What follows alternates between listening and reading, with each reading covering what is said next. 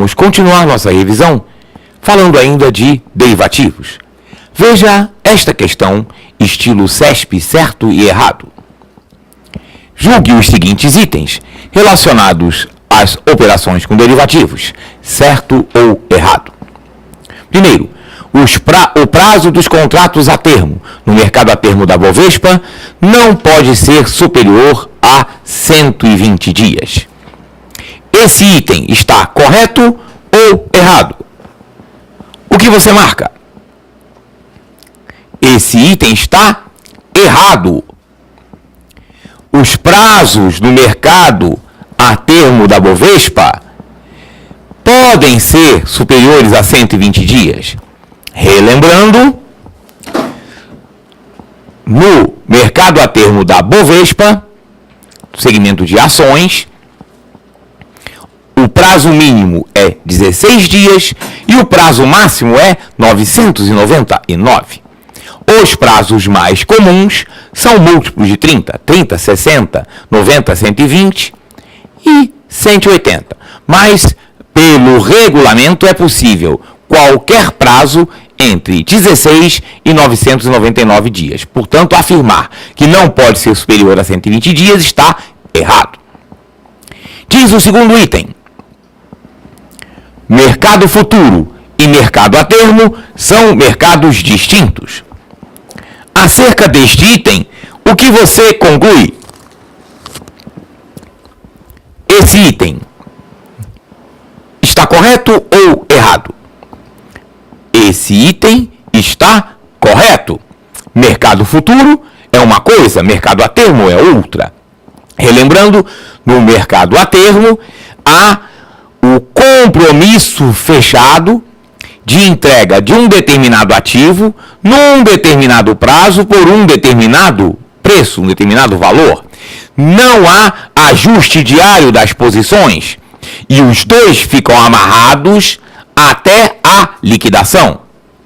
Já no mercado futuro, pode haver reversão de posição, ou seja, aquele que está numa posição comprada ou numa posição vendida, ele pode assumir uma posição igual e oposta, e com isso uma posição anular a outra e ele sair do mercado. Então ele não tem obrigação de manter a sua posição até o vencimento no mercado futuro. No mercado futuro há ajuste diário da posição comprada ou vendida, com débitos e créditos diários nas suas contas de ajuste de margem. Se o que eu acabei de explicar não ficou muito claro para você, volte na nossa aula teórica e relembre: mercado de derivativos, mercado futuro e mercado a termo são mercados distintos. Vamos ao próximo item. O hedger pode ser tanto uma pessoa física quanto uma pessoa jurídica que negocia, ou seja, efetivamente compra e vende determinada commodity ou instrumento específico consubstanciado no contrato de opções.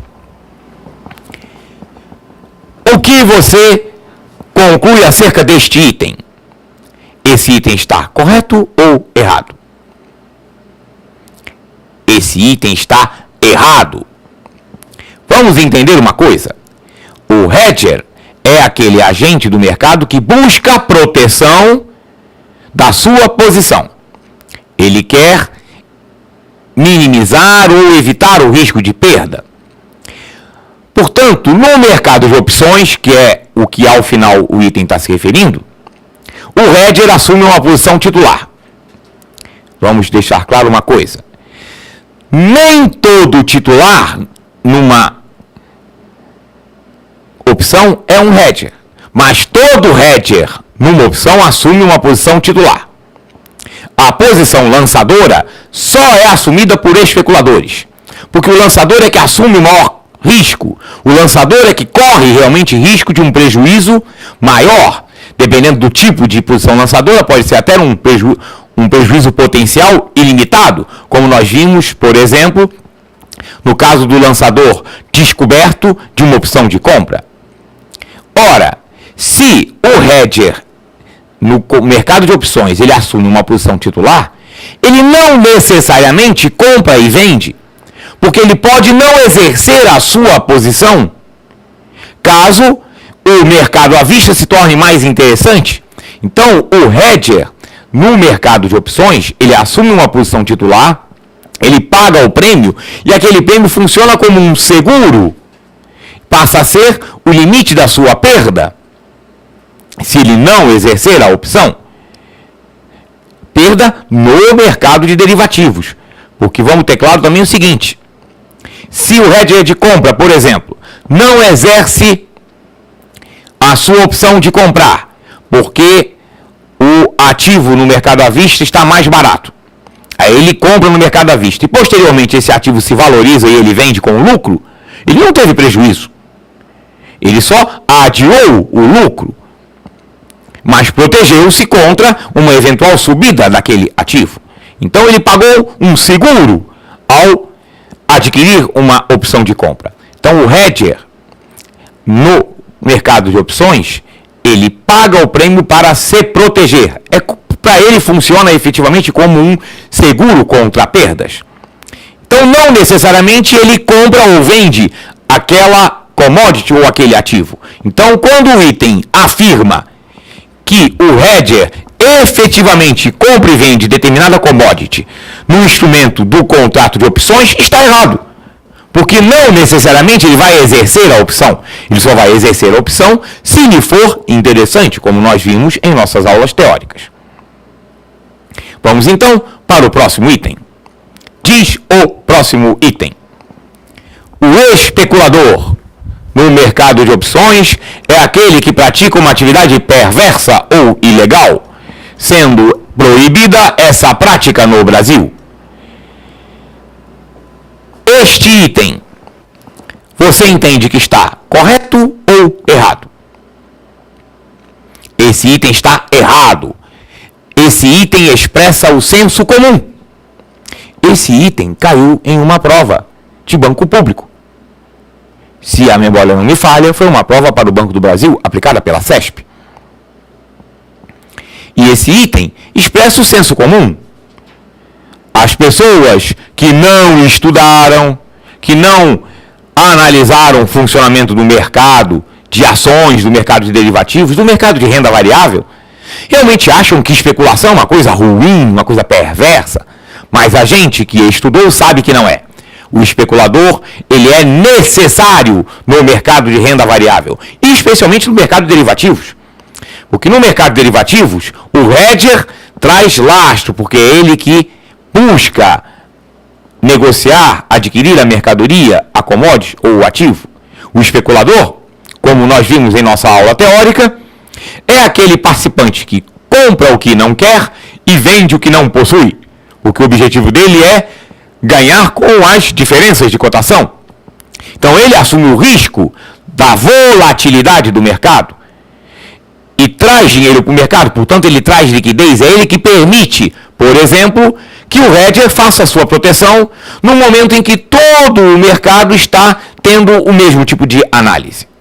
Então dizer que o especulador é um criminoso, é um bandido, é senso comum, mas do ponto de vista do conceito no mercado está errado. Vamos então para o próximo item. Diz o próximo item: o mercado a termo possui ajustes diários, desembolsos ou recebimentos de recursos ao longo da operação. Sobre este item, o que você conclui? Ele está correto ou errado?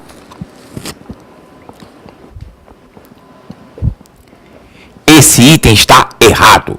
Não é no mercado a termo que há desembolsos diários, que há ajuste de posições. É no mercado futuro. O mercado a termo, o valor pelo qual o ativo será negociado na data do vencimento é fechado no momento do contrato. E é aquele valor e acabou. Ele será pago integralmente no vencimento. Então não há ajuste diário de posições. O ajuste diário de posições ocorre no mercado futuro. Por isso o item está errado. Vamos então ao último item desta questão. Em geral, o mercado futuro trabalha com a entrega física do ativo, contrato futuro, em data pré-determinada. Esse item está correto ou errado? esse item está errado. Porque o segmento que trabalha em geral com a entrega física do ativo é o mercado a termo. O mercado a termo, como acabamos de comentar, determinado ativo ou um título ou uma mercadoria, uma commodity, é negociada num determinado momento e num outro momento mais à frente será entregue pelo vendedor e paga pelo comprador. Então, a entrega física do ativo ocorre geralmente no mercado a termo.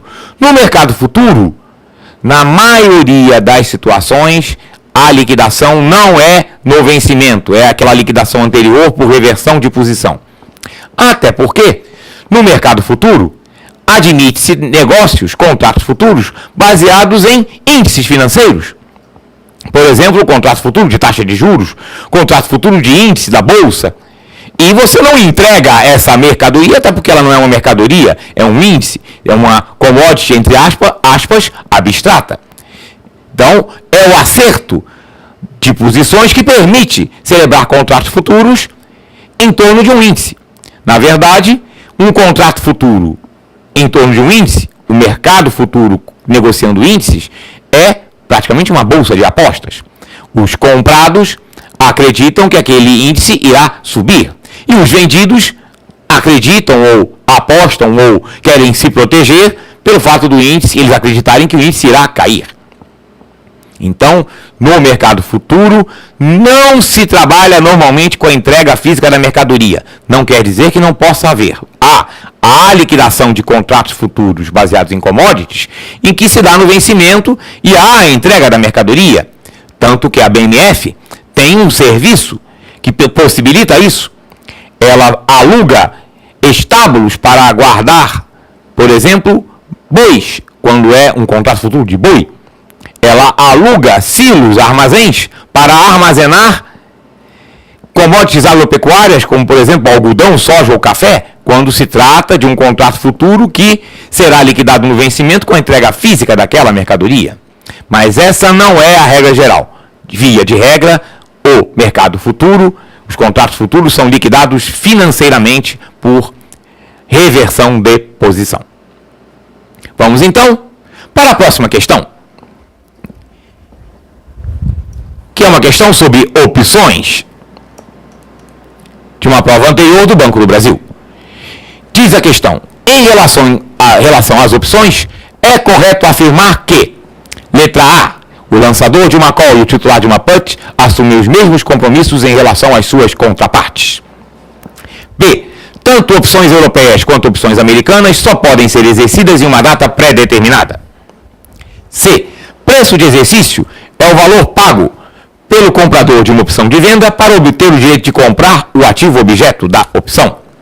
D, a expressão call no mercado refere-se a uma opção de venda e a expressão put refere-se a uma opção de compra.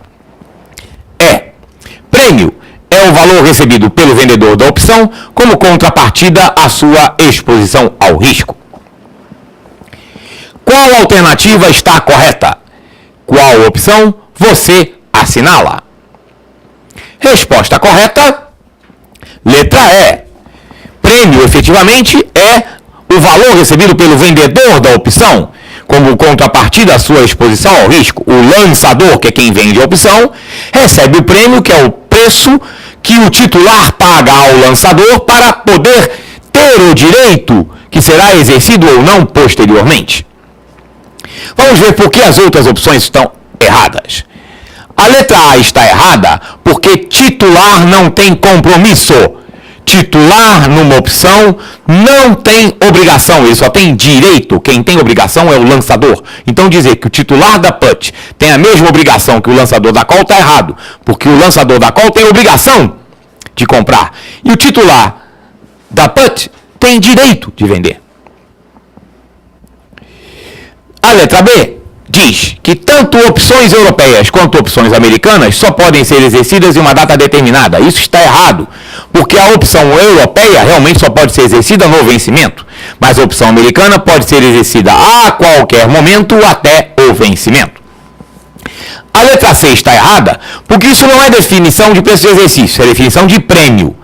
Segundo, que o comprador de uma opção de venda não obtém direito de comprar, obtém direito de vender. E a letra D está errada porque é o contrário.